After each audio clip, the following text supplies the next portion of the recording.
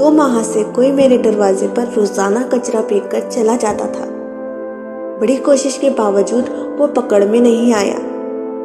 अहलिया ने कहा कि यकीनन ये मोहल्ले का कोई ऐसा बंदा है जो फज्र की नमाज बाकायदगी से पढ़ता होगा और मस्जिद में जाते हुए ये कारनामा सरे अंजाम देता होगा।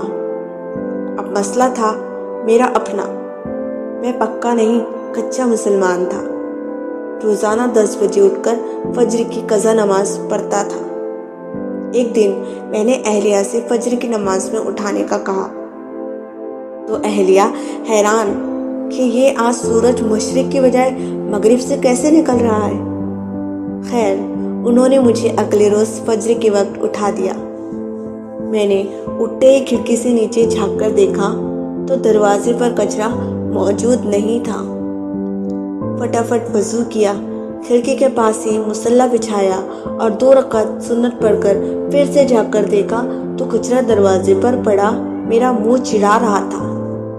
खैर, फिर 2 रकात फर्ज नमाज पढ़कर दोबारा सो गया।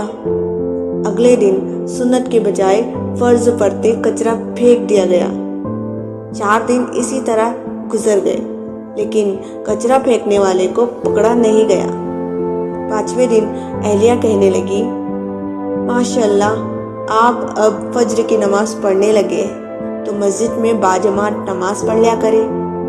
बात दिल को लगी और 5वें दिन सुन्नत घर में पढ़कर जमात से 15 मिनट पहले दरवाजे पर कुर्सी लगाकर बैठ गया और महल्ले के नमाजी हजरात को आते देखने लगा कि किस नमाजी के हाथ में कचरे का शापर है।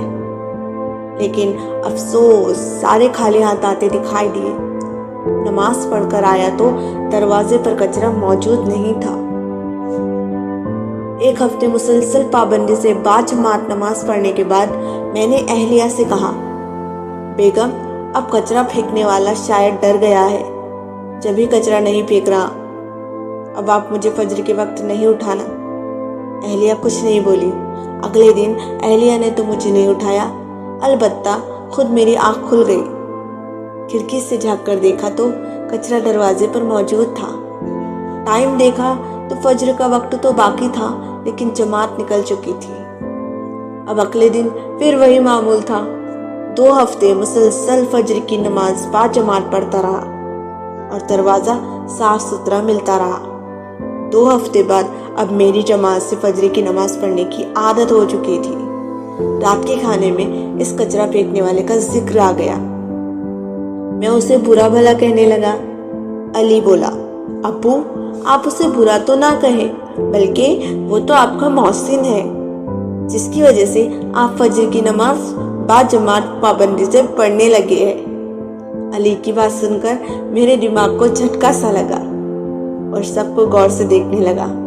मुझे यूं अपनी तरफ देखते हुए सारे हंसने लगे। उमर कहने लगा, अब्बू, आपकी वो मोहसिन और कोई नहीं बल्कि अम्मी है।